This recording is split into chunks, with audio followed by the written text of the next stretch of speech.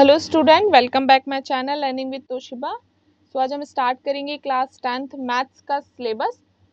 हमारी पहली क्लास है। अगर कोई स्टूडेंट न्यू है इस चैनल पे तो आप लोग चैनल को सब्सक्राइब कर लें और बेल आइकन को प्रेस कर लें ताकि आपको आगे के सारे वीडियो के नोटिफिकेशन मिलते रहें।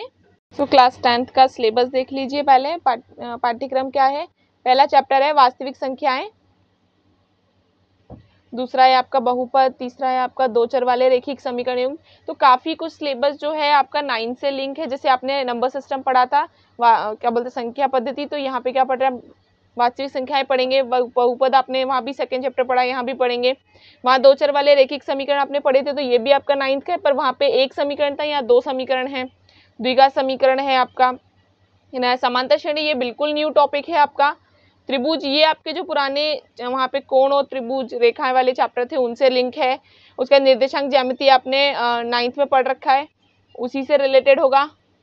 उसके बाद है त्रिकोणमिति के कुछ अनुप्रयोग और त्रिकोणमिति, ये आपके बिल्कुल न्यू चैप्टर्स हैं। व्रत आपका थोड़ा सा लिंक है, ज्यादा लिंक नहीं है, पर हम पढ़ेंगे, इसमें प्रमेय वगैरह सिद्ध करनी होती है।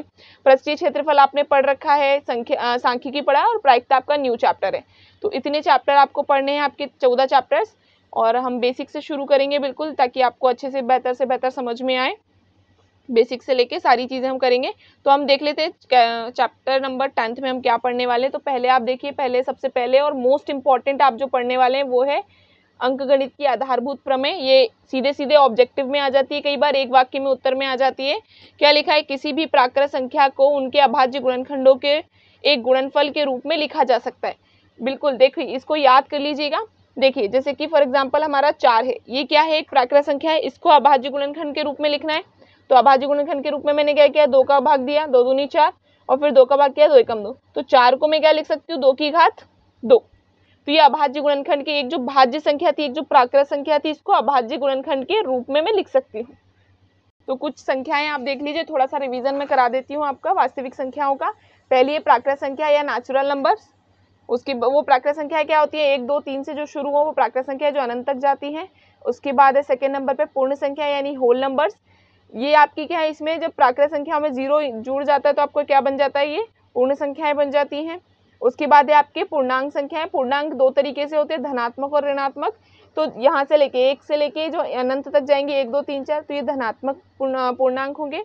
और -1 -2 -3 से इसमें मतलब ऋणात्मक संख्याएं जुड़ जाती है, तो ये क्या हो जाएंगे, आपके ऋणात्मक पूर्णांक हो जाएंगे। 0 जो होता है वो आपका क्या होता है, ना तो धनात्मक है, ना तो पॉजिटिव है, और ना ही नेगेटिव होता है।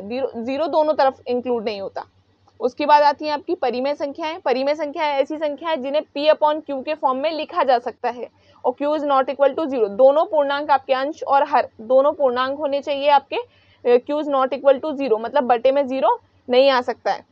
उसके बाद अपरिमेय संख्या देख लीजिए, ऐसी संख्याएं जिनको P/Q के फॉर्म में लिख ही नहीं पाए हम, मतलब बटे में आप, जैसे यहाँ पे तो आप 2 भी लिखोगे तो बटे में 1 लिख सकती हूँ मैं। प्राकृत संख्याएं भी सारी परिमेय संख्याएं होती हैं। यहाँ तक कि -2 लिखोगे तो भी बटे में 1 लिखा जा सकता है।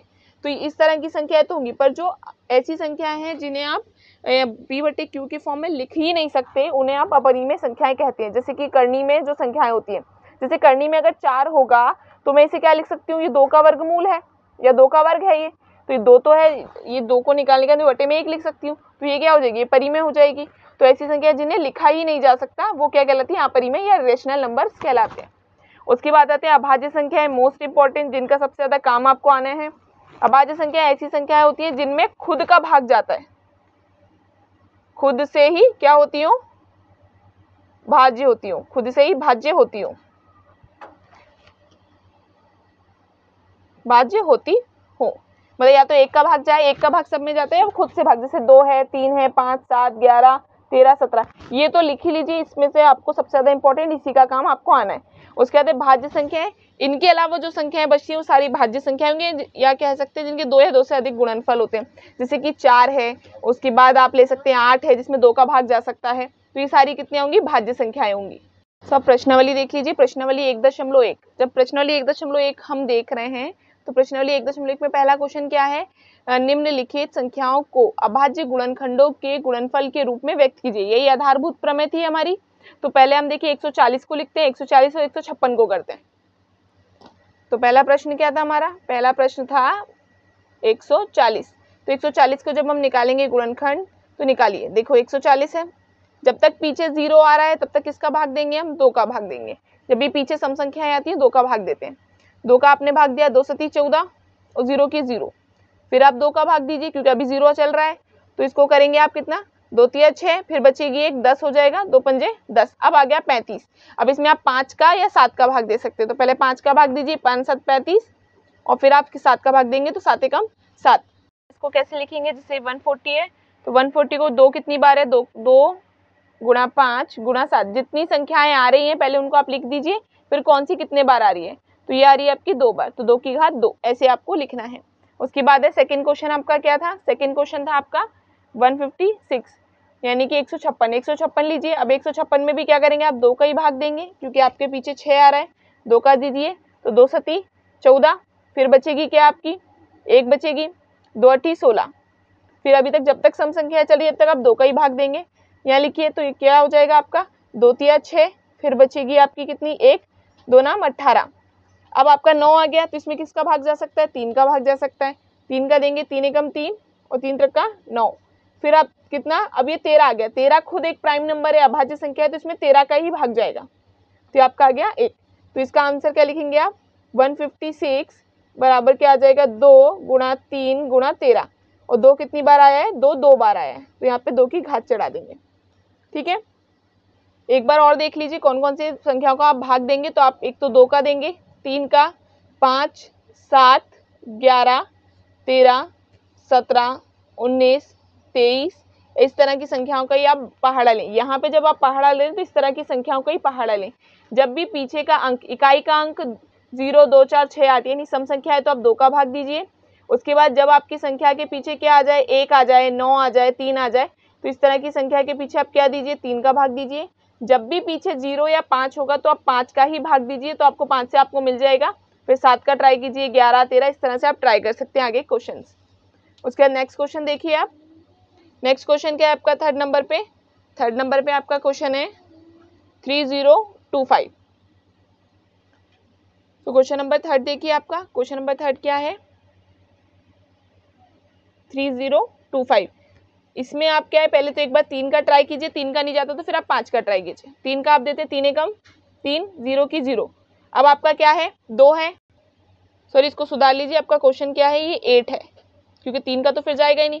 3 एकम 3, फिर यहाँ पे क्या करोगे, 3 दूनी 6 लिखोगे, 3 दूनी 6, तो बचेगी कितनी, फिर 2 बचेगी, 3 7 21, फिर बचेगी 1, 3 5 15। अब आपके किसका है, फिर आप 3 का दे दीजिए, जब तक 3 का जा रहा है आप 3 का दीजिए, 3 चौके 12, फिर 3 दूनी 6, फिर बचेगी 1, 3 5 15।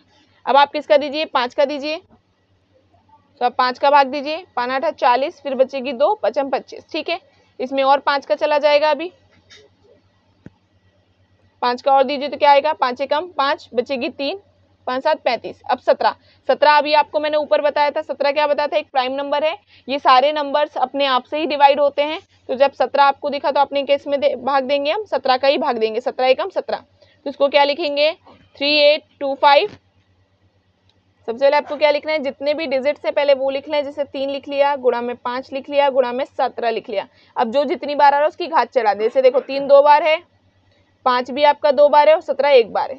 ठीक है, उसके बाद अगला क्वेश्चन तो अगला क्वेश्चन देखिए, फोर्थ नंबर का 5005। तो इसमें आप लिखिएगा 5005। आप इसमें किसका भाग दीजिए, आप इसमें 5 का भाग दीजिए, 5 एकम 5, 2 0 की 2 0, 5 एकम 5। उसके बाद इसमें किसका भाग जाएगा, तो 7 का ट्राई कर लीजिए, इससे बड़ी संख्या की तरफ चलते चलिएगा हमेशा। जैसे 5 था तो आप 7 का भाग दीजिए, तो 7 एकम 7, बचेगी 3, यहाँ पे 30 हो जाएगा, 7 चौक 28, 7 चौक 28, फिर बचेगी कितनी 2, 7 तिया 21। अब किसका, अब इसमें कितने का, 11 का भाग दे लीजिए, 11 एकम 11, बचेगी 3, 11 तिया 33 यानी 13, और 13 अपने आप से भाजित होता है, तो ये लिख दिया। हमारा क्या रहेगा, 5005 इज इक्वल्स टू क्या है, 5 गुणा 7 गुणा 13, सॉरी गुणा 11, फिर गुणा 13। क्वेश्चन नंबर आप 5 देखिए, क्या है आपका 7429।